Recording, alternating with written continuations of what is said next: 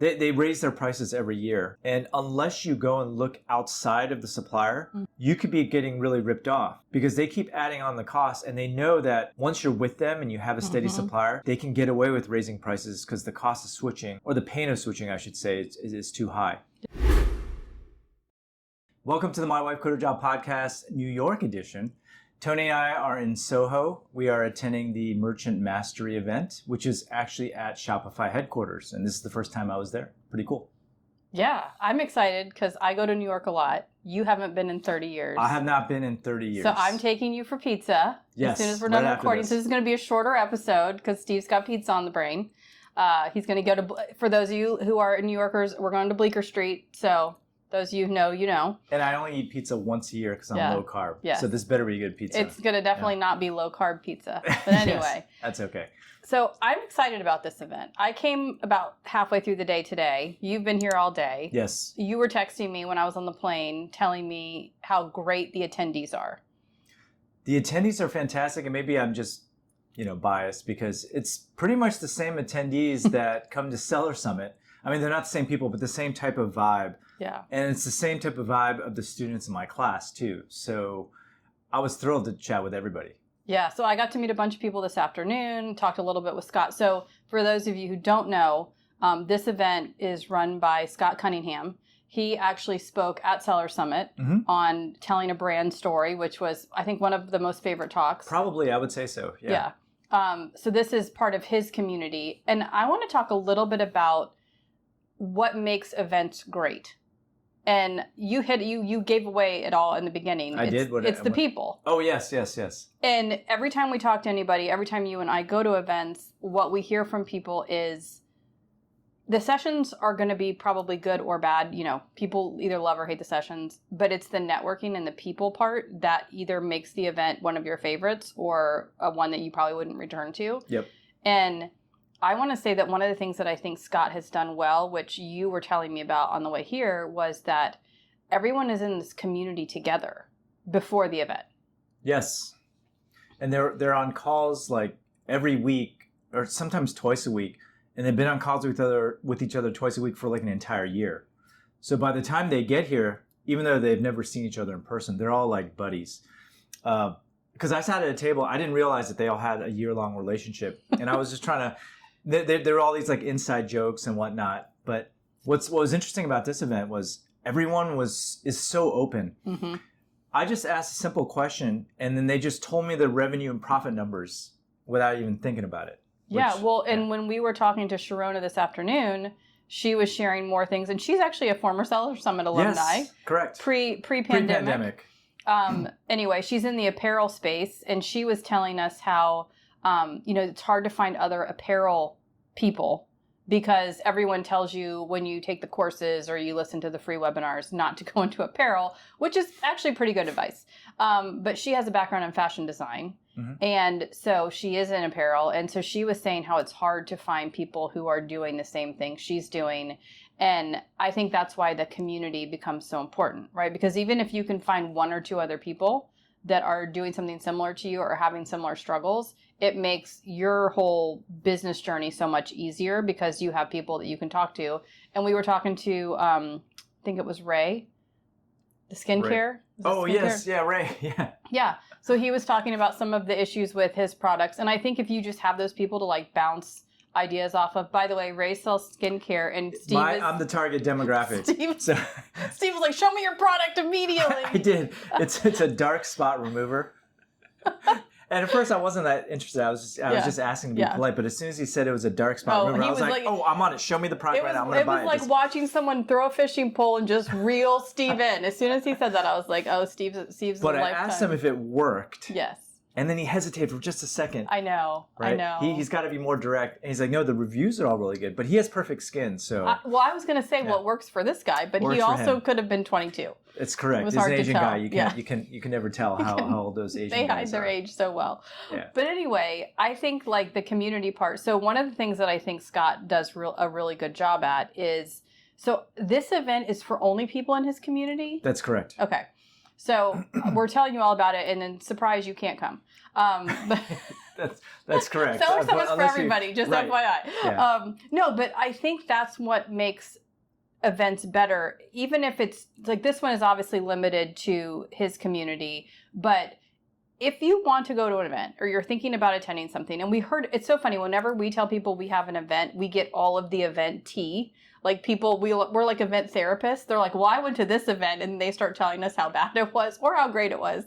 And I think one of the best things you can do is if there is any sort of community around the event, whether it's a pop-up community, right? So whether it's like the month before the event, they have a Facebook group or a Discord or circle, whatever, you have to join that community and you have to be active. To not do that is a huge mistake of your financial investment of going to the event. And then even post-event, you should join the community and keep up, which is why we have a Discord group now for Seller Summit. What I found interesting, and I know you kind of came late, was the range of products were all pretty cool. So traditionally, let's say you go to like an Amazon event, people are just kind of buying something on Alibaba and just kind of putting it up. Not the case. Not the case here. So I was sitting next to Mary, who sells, so Old Fashioned is my favorite drink, right? But I will never make it at home because it's a pain in the butt. Like, who has like bitters lying around? Or maybe you do. I do not. I do know people who do, but I do not. So she sells like a cocktail tea bag. So inside will be everything that you need to make an Old Fashioned, and then you just take your favorite. Genius. Yeah, take your favorite whiskey and you just kind of dip it, and then it's an Old Fashioned, or you leave it in there. It's an Old Fashioned.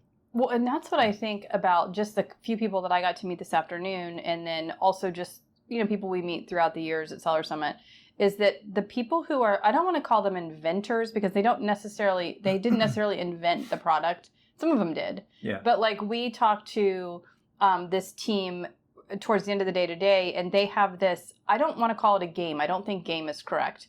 It's basically this, oh my gosh, I had my phone. I don't have my phone on me. We'll have to put it in the show notes what the name of this thing is. Basically, there's like these series of cards, and you pull a card, and each card has like things on each side of the card.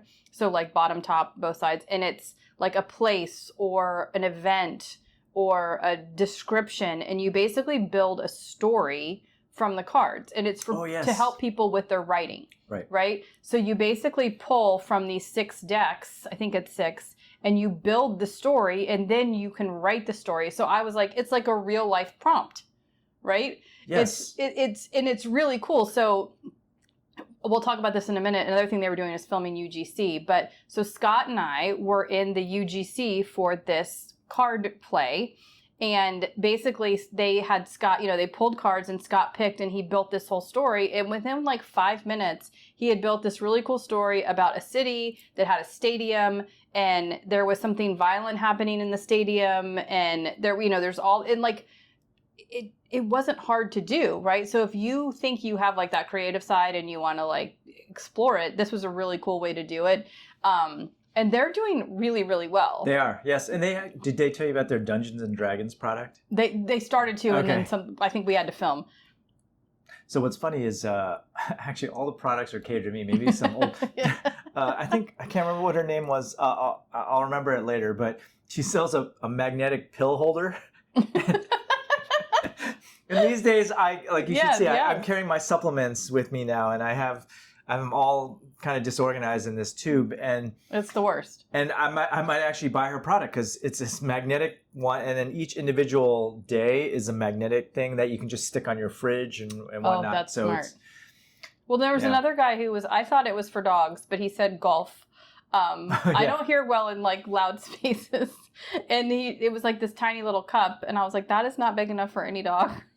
And then I realized it's for golfing, and you put like a shot in it, right? I thought you put a shot of liquor. I thought it was for liquor. Was it for your golf tees? I thought it was for golf tees. I could be wrong. No, you're probably right. Yeah. But what was really cool about this event so far is that, I think it's totally fine. And we know lots of people. The first person that comes to mind is Dana Jean-Zemas, right? Like, she sold drug testing kits.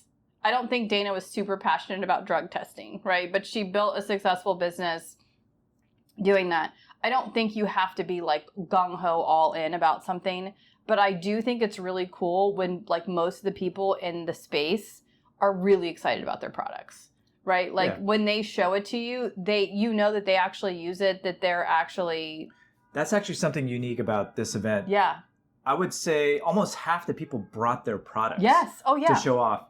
I was sitting next to, God, I gotta be better with names, but she sells, do you know what this is? Do you know what a shot ski is? It's something I thought you would know. I had no idea what it was. But it's basically a wooden Is it the board? ski. Yeah, board, and then shot glasses. Yes, and everyone takes it up and does. Okay, so you did know what it was, yeah. Well, I was like, maybe most people here are Canadian. I'm like, it's very possible this is something very wholesome in Canada. She's from New York. Okay, well, of course it's a shot ski then, yeah. I had no idea what it was. It's all over TikTok. Oh, is that what it is? Well, I mean, people doing it is all over TikTok. Right, and then the idea is she does personalized ones, and then you hang it up on the wall. I want one. Right. Okay, introduce me to her. She does very well. Okay. But she was so passionate. She was probably the most passionate person that I've spoken to in a while. She was giving everybody shots the whole week. But yeah, that was the vibe I was getting at this event. Yeah. The other thing that was cool is because it's a brand-focused event, there was no generic products, and we were all talking about like what our moats were. Mm-hmm. And personalization was actually one of the things that we discussed at our table, and I do personalization, so we were all comparing notes. And Matt, I think, came up to me. He does personalized cutting boards, and he went up to me and said, "Hey, Steve, I'm thinking about, because of vibe coding, he was thinking about creating this elaborate thing where you can take the cutting board, personalize it, and have the image put on it, so you can see what the preview looks like." And I was just trying to talk him out of doing that because that's something that was exciting for me. But there's all these like little corner cases, and if it doesn't look exactly like the way it is, but I told him just keep it simple. Just put the personalization on there. I remember when you were going to do that. I did do it. You did? Okay. I ended up doing it. It was a fun project, which we never ever decided to implement. So anyway, I think that's what's really cool is that when you're at an event and there's like a lot of connection between the attendees. And I think like this place, people were just like very friendly coming up. I showed up with all my crap. And so I have my suitcase with me, and Mary comes up to me. She's like, "Can I borrow that bag?" And I'm like, "Sure." Right. You didn't even know who she was. I didn't know who she was. It was just like, so anyway, I think that's really important when you're like evaluating, like, where am I going to go? Where am I going to invest my time and money? I think the other thing that I think is, I'm so happy to see, because I feel like there's so much garbage out there right now, is they're talking about the storytelling and the brand building. Right. And so one big thing that we talked about at Seller Summit was Chuck from Quiet Light talked about your moat and how your moat really determines your multiplier, right, for your business. And if you don't have the moat, I mean, like he gave us, we talked about this in the last podcast, like a quiz, like which business had the best multiplier. And I was like totally wrong. But it was really the one that had the best moat. And if you're interested in learning how to start your own profitable e-commerce business, make sure you sign up for my free 6-day mini course below. It's 100% free, and I guarantee you'll learn a ton. When everything else was factored in. But the moat was really strong on the one that was... Yeah, well, I think what was unusual is that this is a Shopify first event. Obviously, it's at Shopify headquarters. Most of these people aren't even selling on Amazon. Yeah. Right? Which is unusual. I know you missed the sessions this morning, but we can talk about those a little bit. One of the first sessions was Scott going through the exercise of creating your brand story.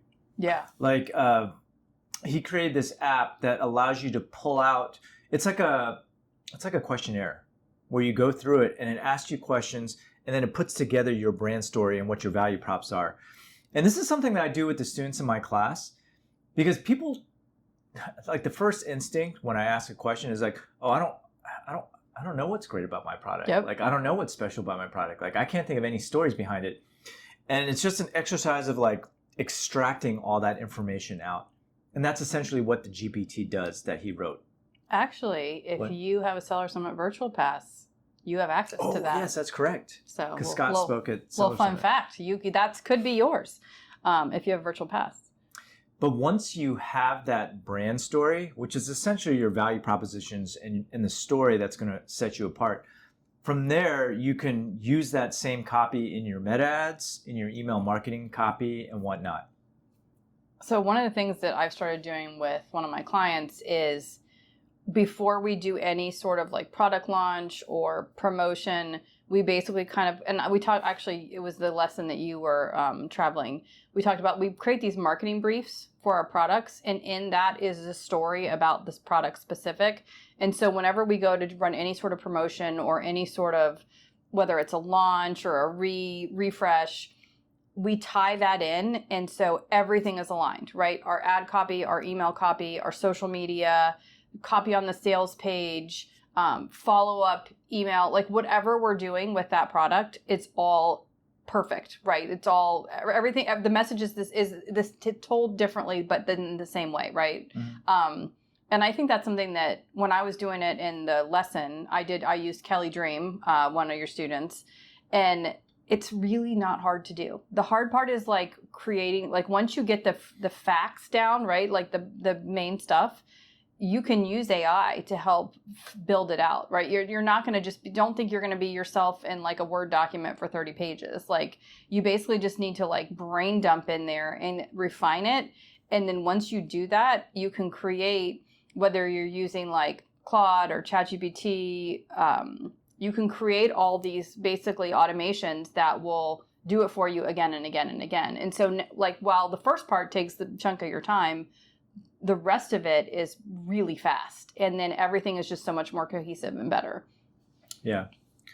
I think the next talk was about ranking in AI search. Oh, that was a big one. Which is something that I am very passionate about. And that's what I've been working on. Their strategies, I guess, is a little different than mine. So it was essentially the same. Try to answer every possible question that a customer has. Mm-hmm. But I guess the difference in strategy here is they're using blogging to do that. So they have AI to help research all the possible questions.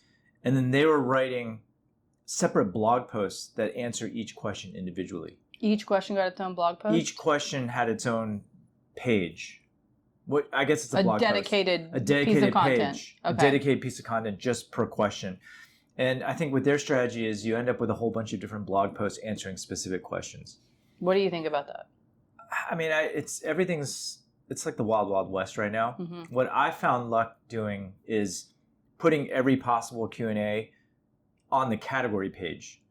And that's worked well for me. So hold on. I want to... So, for example... Talk me through this. Well, every possible question that a customer could have, mm-hmm. I put that on my category page. And my rationale for doing that is I want people to find me. And when they click, I want them to land on a page with products, right? The disadvantage of doing it the blog post way is that if they click, they end up on the blog post. And then you have to take them from the blog post to your store somehow. Okay. So that's the extra step. So I don't know what works better. Like I said, it's the wild, wild west.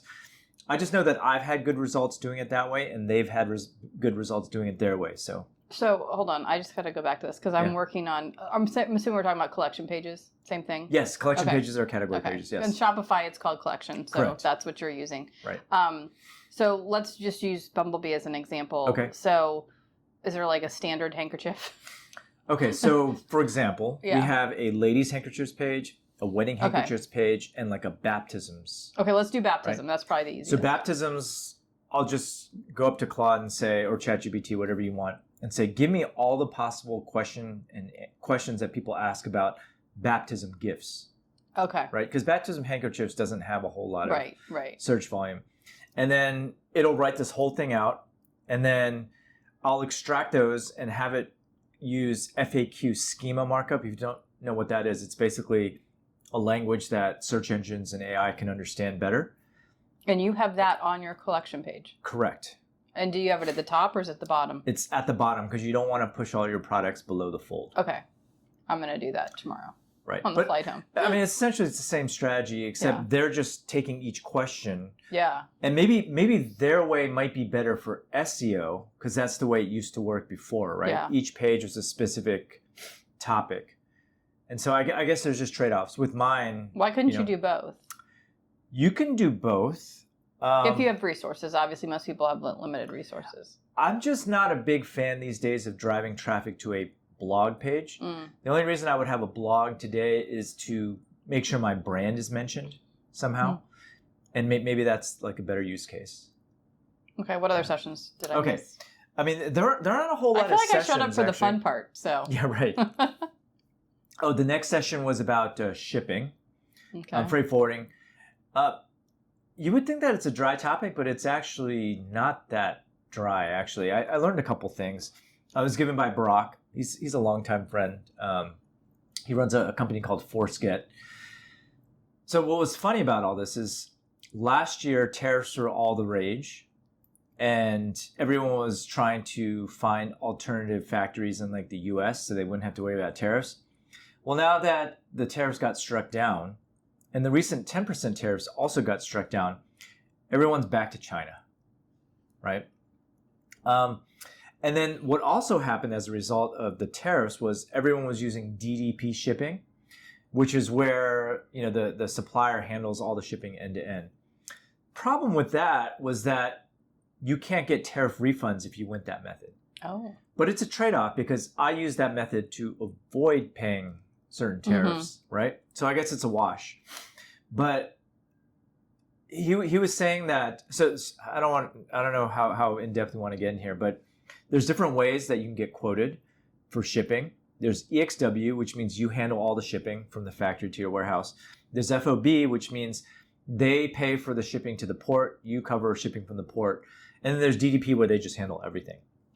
So what I learned was that a lot of these suppliers, if you have them handle your shipping for you, they pad everything pretty heavily, actually, so that they make money on the shipping. And so if you can, always choose EXW and have your freight forwarder handle everything. And that way you have a clear picture of your true cost of goods. Because oftentimes when they quote you FOB or DDP, they kind of hide the cost of goods in there and pad in the shipping costs. Anyway, Okay. he does it for a living, so I'm taking his word for it. I mean, I feel like that it kind of reminds me of JK's talk at Sellers, where even if you can take away like 2 little tips that will help decrease your costs, Yeah. like it's worth. Oh, and the other thing, he kind of reinforced this. I already knew this was happening, but what a supplier will do if you've used them for a long time, they raise their prices every year. And unless you go and look outside of the supplier, you could be getting really ripped off because they keep adding on the cost. And they know that once you're with them and you have a steady supplier, they can get away with raising prices because the cost of switching, or the pain of switching, I should say, is too high. Yeah. So one other takeaway was you always need to have 2 suppliers. Yeah. So at least you can go back and forth between the 2 when you're haggling. Oh, and the other thing he said too was, and I don't do this, I probably should, every 3 months you should negotiate with FedEx and UPS. I do it once a year, but he does it every 3 months. Interesting. Which is pretty nuts. Because they've been raising prices dramatically. Actually, one of my most recent YouTube videos was about this. I saw it today. Because USPS added like a fuel surcharge. UPS and FedEx raised by like 6% or something like that. I don't know. It's getting out of hand, and they're not getting more reliable either. Yeah. And then after that, I thought this was cool. The UGC part. Yeah. So I mentioned before, like probably half the attendees brought their products, and then they all just started filming videos for each other. Okay, that. Right? This that was is when cool. I showed up. I was like, I came for the best. Well, I came and they were working on some prompts, and then they started doing the UGC, which here's what's really cool. And when I was talking to the people that have the story prompting card deck, not a deck, I'm doing a terrible job. This is actually a really cool product. They said they have trouble getting UGC, right? Because they go to this like one big con a year. But like if you've ever been to one of these like game cons or something like, or even like a Comic-Con, it's like your booths are packed. Like you can't really film. Right. Or you could get like B-roll content, but you can't get UGC type content at a place like that. And so they were saying that they really struggled with like getting that type of content. And so I was like, this is a perfect place because you have all these people that will make content for each other.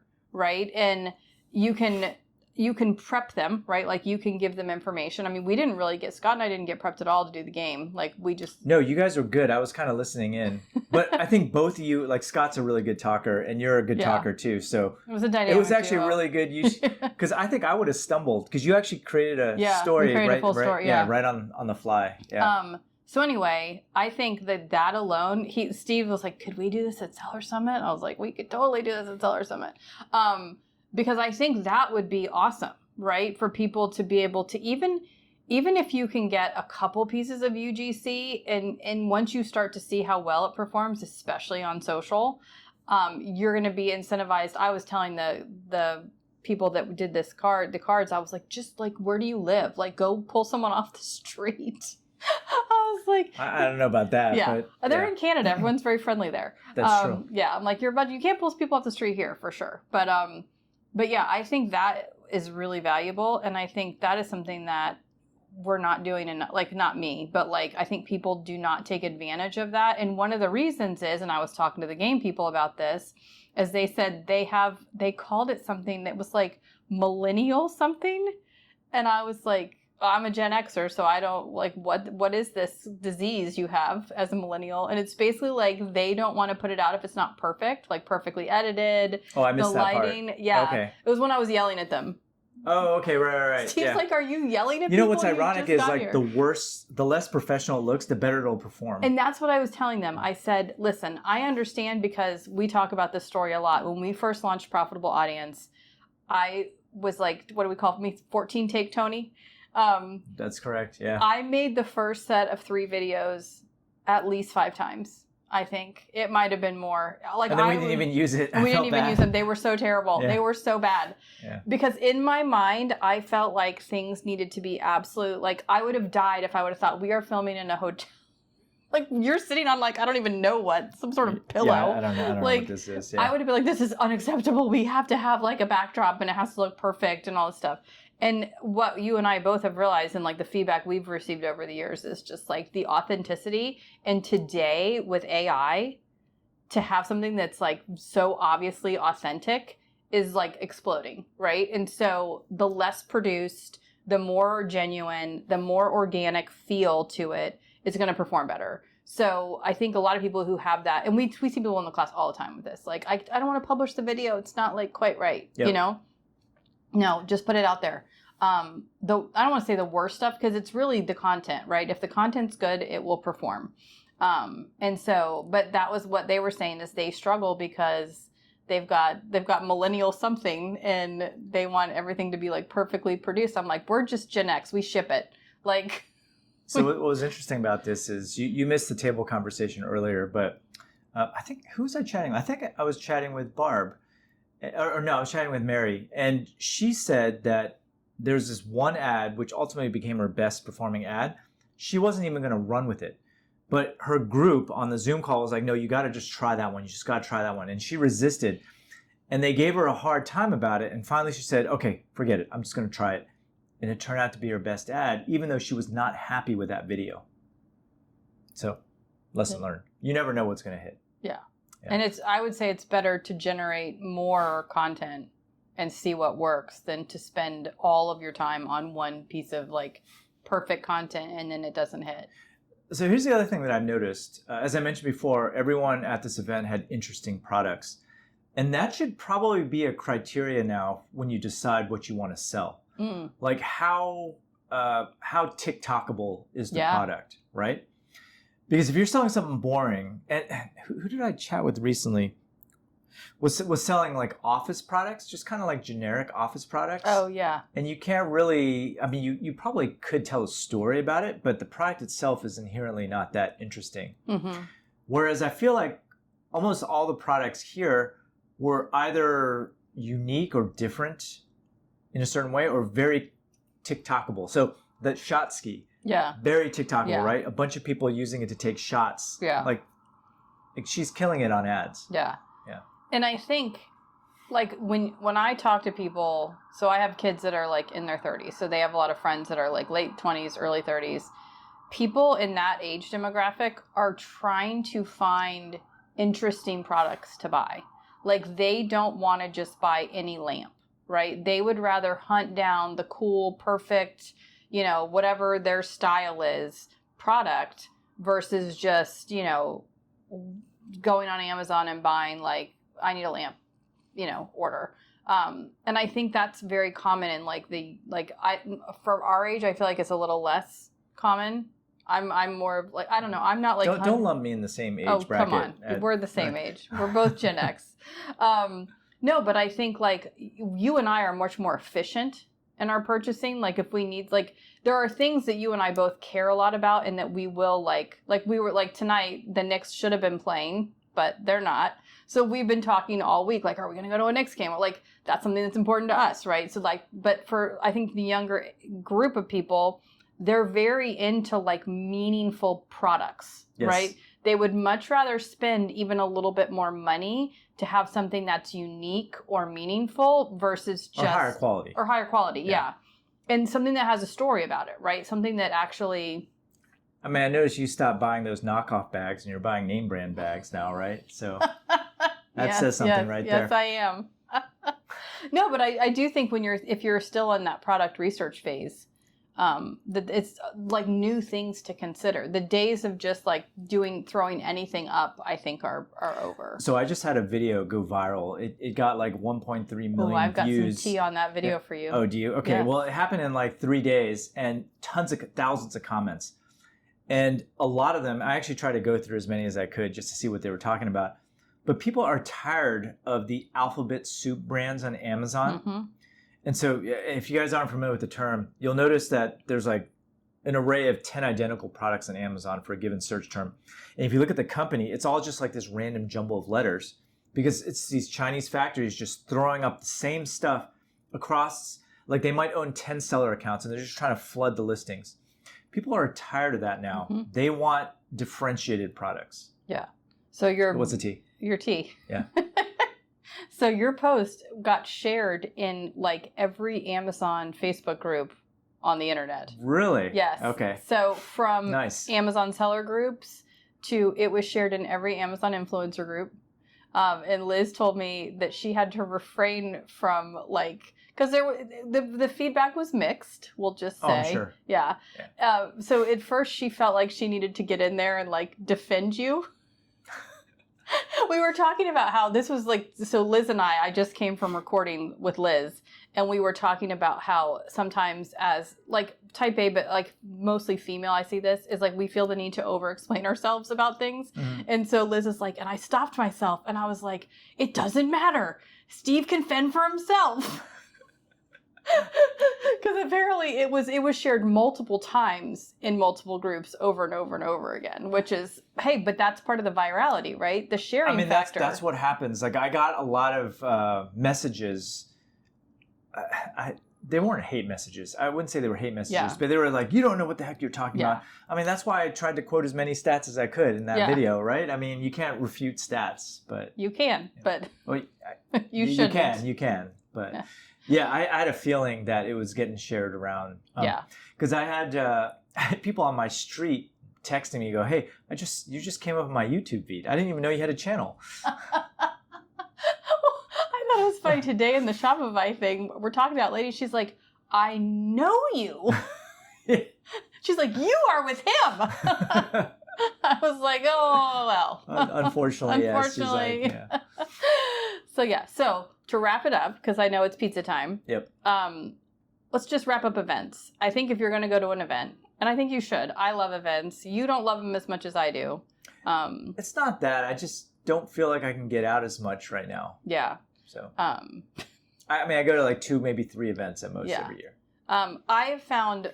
So last year, I think... Whereas you're on the tail end of your kid journey. Like they're all old. You're a grandma. Yeah. So you're like practically an empty nester. I'm practically an empty nester. They just don't leave the nest. But they all have their own little families. No, so I think you should attend an event for sure. And I think for one reason is that connection part, right? I think especially in today's world where like so many people are virtual. And I mean, we run virtual classes. Like I'm a big fan of all of that, but there's something about meeting people in person. I'm very excited. We spun off an Orlando group from Seller Summit. So if you're in Orlando, you can hit us up. I'm not in charge of it, but I will connect you with the person in charge. But I think finding an event where it's like the right type of people for you, right? So you've got to go someplace where like, I feel like here, everyone has found their tribe, right? 2, I think you have to be a part of a community. Whether you have a free community, right? I do. Yeah. Yes. mywifequitherjob.com/community if you guys want to join. The only prerequisite is you just have to have a store. Yeah. Or a website up. That's it. Yeah.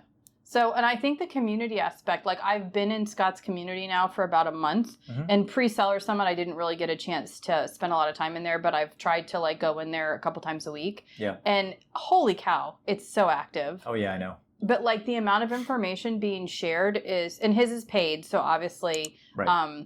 You know, that comes with different things. But, you know, there are groups out there that are really outstanding. And so, I mean, the free one is really good. And the more people that get in it, the better it gets, right? So the more activity. So I think you got to find a group and get connected. And then I think the third takeaway that I have just from today is like, let's quote Scott Volker, like taking action, right? Like old school Scott Volker. So Sharona asked me about Scott. Oh, really? It's like, hey, what's Scott doing? Is he still? Nobody knows. No, Scott's retired. And she's like, why? He was doing so well. I was like, it's because he's old. Yeah. We still have Chris. We still have Chris. We still have Chris. Chris is the mastermind anyway. Chris Schaefer, the brains behind it all. No, but I think that watching people today, like when Scott was like, it's time to film the UGC, and people were just like ripping their stuff, like all of a sudden, like all these packages appeared out of nowhere. People were like unboxing their products, filming. Everyone had, we're wearing these little mics. People had all sorts of versions of these. They're not expensive. Definitely worth investing in to film content. Most people were just filming with in fact, everybody was filming with their phone, right? I don't think anyone wasn't. And so starting to create that content, whether you're creating content of your product, whether you're creating content with yourself, right? Because you're the product or service that you're selling, and then shipping it out in like raw form, right? Like quit trying to overproduce this. The unpolished content performs better most of the time anyway. And so I think watching these people like take action and like get going with this was like probably the highlight of my day today. So here's my criteria for an event. At least this is my own personal criteria. It's got to be small. That's not one of the criteria. That's not one of the criteria. It's got to be small and intimate. Yeah. So you can actually get a chance to speak with everyone. 2, I think the people attending have to be open. And this is probably the hardest one. You're not going to be able to tell unless you go to an event. But like I said, like when I sat down, people were just telling me the revenue numbers. I did not even ask. Oh, yeah. Like even the conversations, couple ones I had, it was like open. Or they just started telling me their problems. I did not ask, I didn't ask, but it's, it's refreshing when people are just so open. And then 3, I think the event can't just be a session vomit. I don't know if that's the right term. Yeah. But just like a ton of a fire hose of information. It needs to teach, and then you need to have time or a place to talk with the speaker to actually implement. That's my criteria. You got anything to add on your end? I think that's good. Yeah. So I think because of AI and all the stuff that's being flooding the internet with content and everything, I think it's going to pendulum back towards community. And I think events are here to stay.